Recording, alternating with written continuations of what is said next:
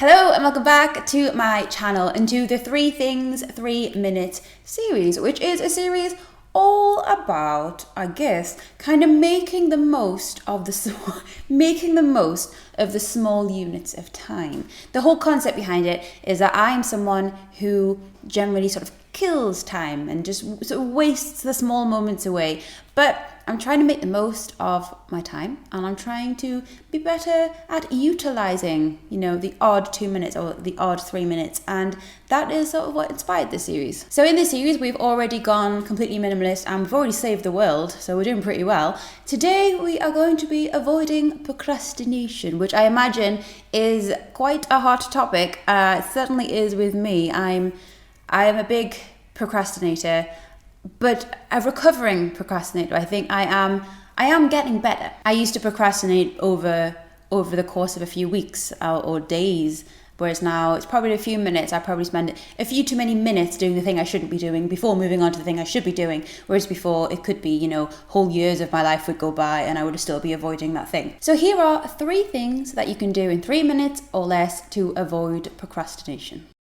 Number 1 is to download Stay Focused or a similar app. So I use Google Chrome, and this is just a little extension. And what you can do on it is you can block websites that you generally waste time on. So as well as this, to help like the minimalism stuff, I've blocked a few shopping websites that I just spent a little bit too much time on. But I allow myself 10 minutes a day to go on these websites, because sometimes, you might have to reply to a Facebook message, or you might just want to go check on something, or, sometimes you do need to go on these websites. So I am able to do that for 10 minutes a day. Also though, if, for whatever reason there was an emergency and I really had to go on ASOS or whatever, then I can, use a different browser or even go on incognito mode.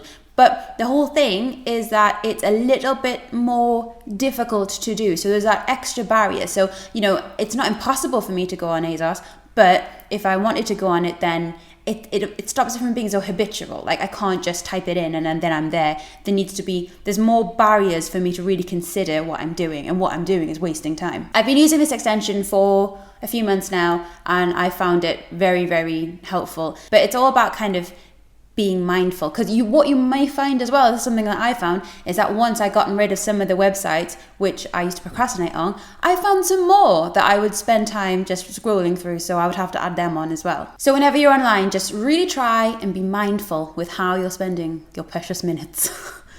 What is my hand doing? I don't know.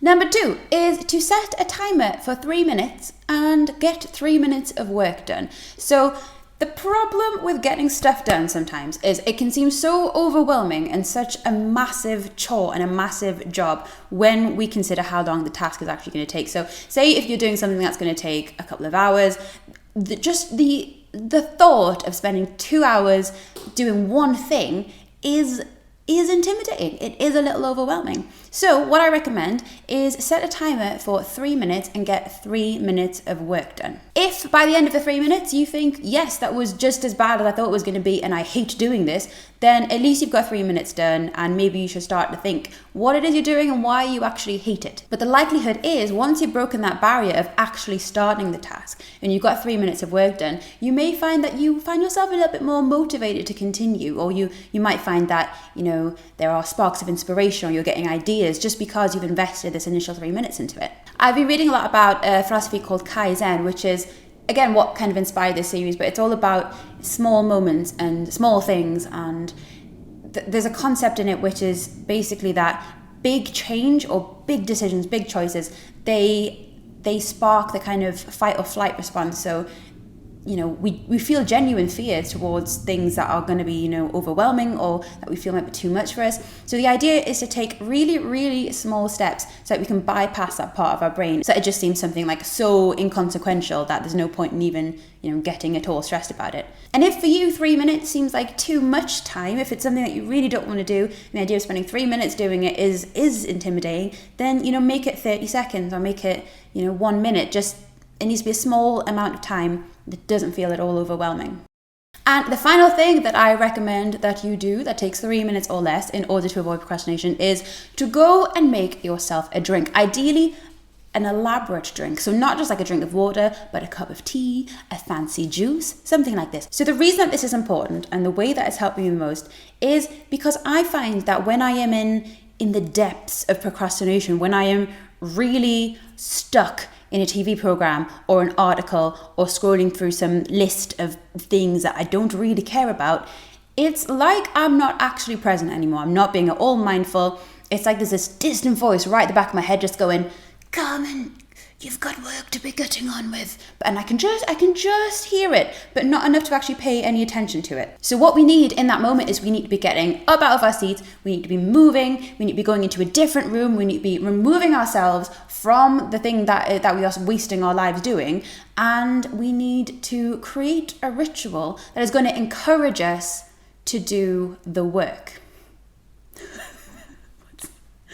So many interesting hand movements in today's video, guys. I hope you're appreciating these. So ideally you want your drink to be something maybe a little bit special, something that you really like, something that, you know, when you hear that little distant voice telling you that you should be getting on with work, you can think, that means I get to have my ...